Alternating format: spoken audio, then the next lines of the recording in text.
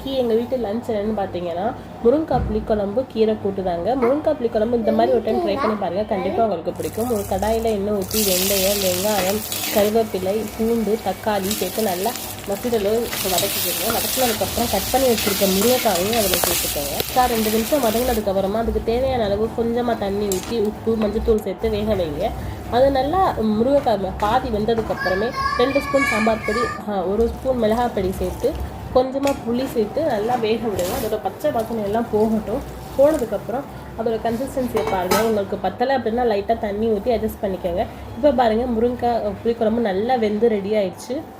இந்த டைம் ஒரே ஒரு டைம் நம்ம கிண்டிட்டு சர்வ் பண்ணலாம். இன்றைக்கி லஞ்சு பாருங்கள், ரைஸு, சாதம், அதுக்கப்புறம் முருங்கைக்காய் புளிக்குழம்பு, அதுக்கப்புறம் அரைக்கீரை இருக்குல்ல, அரைக்கீரை கூட்டு. இதுதான் எங்களுடைய லஞ்ச்.